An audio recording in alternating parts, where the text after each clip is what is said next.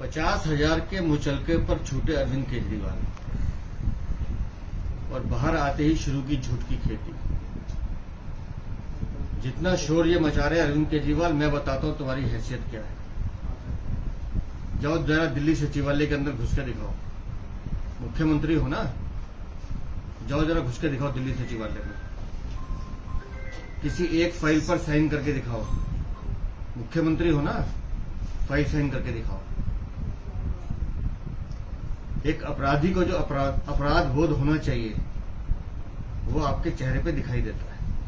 आपको पता है कि आपने चोरी किया, भ्रष्टाचार किया है, इसीलिए 50 दिन अंदर थे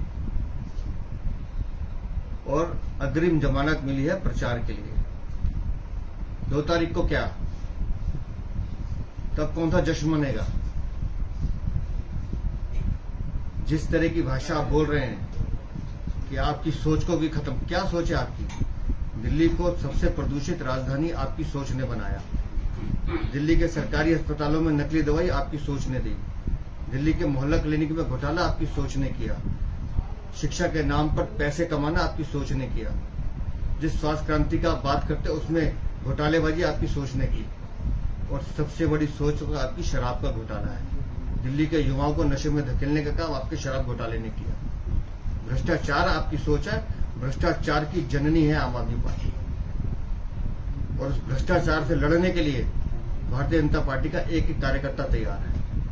आप जितना शोर मर्जी मना लें, दिल्ली की जनता जानती है कि अरविंद केजरीवाल आपने चोरी किया, भ्रष्टाचार किया है। और दिल्ली की 7 सीटों पर भारतीय जनता पार्टी की कार्यकर्ता अपने दमखम से और दिल्ली की जनता के आशीर्वाद से कमल का फूल खिलाएंगे।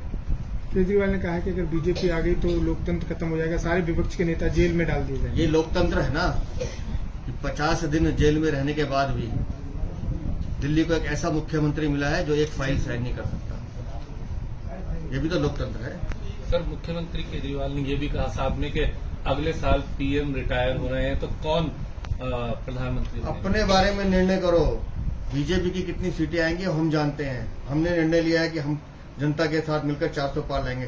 अपना लेखा जोखा बताओ ना कि दिल्ली में 4 सीटों पर तुम्हारा सुपड़ा साफ है और 3 अगर कांग्रेस के साथ जोड़ते तो 7 पे सुपड़ा साफ है। 0 तुम्हारा रिकॉर्ड है।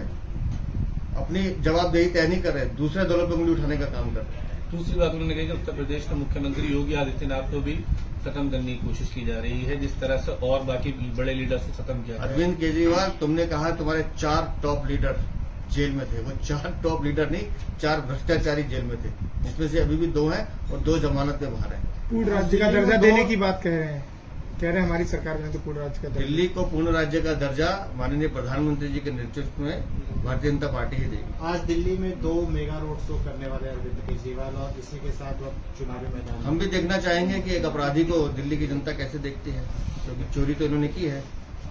और पैरोल पे छोटे आदमी कैसे जनता के बीच में जाते हैं, जनता को बताना पड़ेगा कि 50 दिन में क्यों आपके बीच में नहीं था, क्यों जेल में था। जवाब तो देना पड़ेगा। कह रहे हैं कि 220 सीटें बीजेपी की आएंगी, इससे ज्यादा सीटें नहीं अपनी सीटों की गिनती गिने, कितनी सीटों पर चुनाव लड़ रहे हैं ये भी याद नहीं होगा। गिनती की होंगी 5, 7, 10, 15 कितनी सीटों पर चुनाव लड़ रहे हैं अरविंद केजरीवाल, तय करें, बताएं कितनी सीटें आने वाली हैं। सर, कांग्रेस भी कह रही है कि जो भाजपा है वो हिंदू मुसलमान करके अपनी राजनीति चलाती है। प्रधानमंत्री जी का जो एक सूत्र 2014 से चल रहा है, सबका साथ, सबका विकास, सबका विश्वास और सबका प्रयास, तो देख रहे हैं। हमने अगर आवास योजना में मकान दिए तो किसी की जात और धर्म नहीं देखा। हमने अगर उज्ज्वला सिलेंडर दिए तो किसी की जात और धर्म नहीं देखा। हमने अगर विकास के एक्सप्रेसवे हाईवे बनाया तो उसमें ये नहीं पूछते कि ये हिंदू जाएगा या मुसलमान जाएगा। जिन लोगों को धर्म की राजनीति करनी है, जाति लिंग की राजनीति है, वो करते रहे।